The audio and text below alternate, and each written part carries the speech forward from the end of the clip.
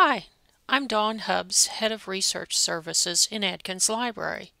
As Mike mentioned in Part 1, several large writing pads on easels were placed around the first floor of the library, asking for comments on redesigning the first floor.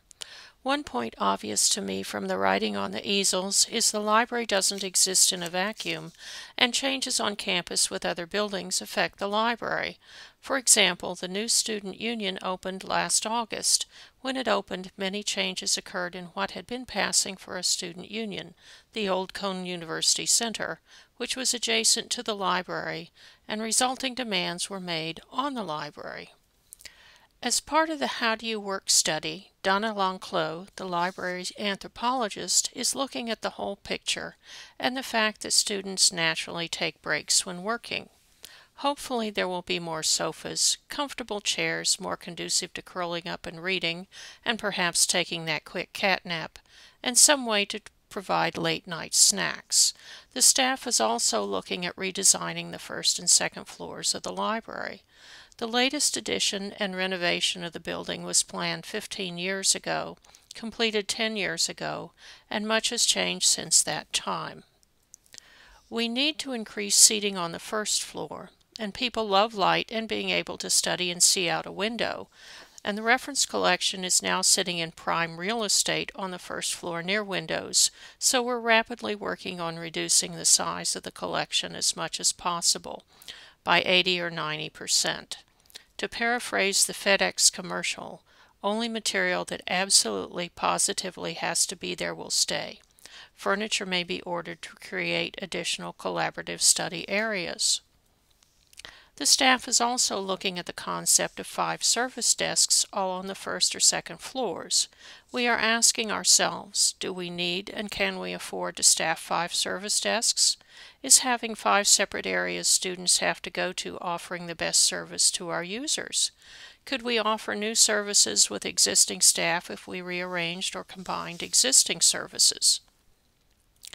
At these desks, one of the things the library anthropologist will be studying is the questions students ask.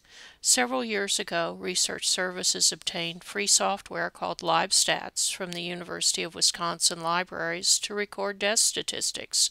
We have been asked to sometime in the future for a few weeks add a great deal more detail, as close as possible to a transcript of the student's questions, to record as closely as possible how the student does his or her work.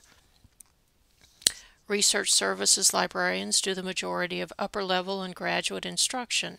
We each have subject liaison responsibilities, and quite often a web page is created for an individual class. What we have here is the illustration from Lois Stickles' web page for a history class on the Black Death. We have the program Every Class Has a Librarian to make assistance more personal and individual.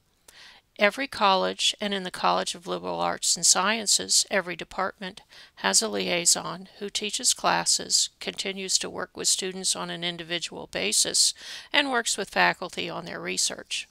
Right now we have 10 librarians assigned as liaisons, and we have over 2,800 classes per semester with an average of 30 students per class, but we're working on it. A goal is to add more liaisons. A second goal is to work with the IT department to get a new proxy server that will enable access to our electronic resources through Moodle, our course management software. We could then start creating library modules within Moodle course packages. We have started an assessment of our instruction program.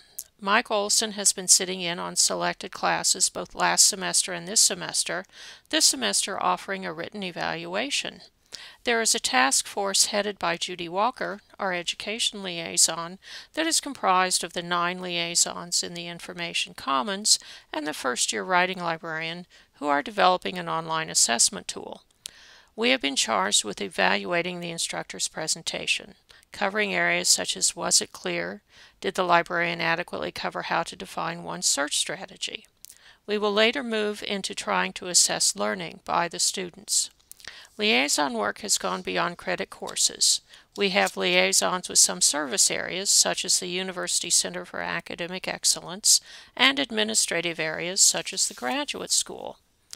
For example, with the graduate school, during university-wide orientation for new graduate students, which is on the Saturday before classes start, the graduate school liaison, Freda Mosenter, gives tours and demos of databases, while a library volunteer staffs a table at the orientation site in the Student Activity Center. We are also considering the non-student community in our services.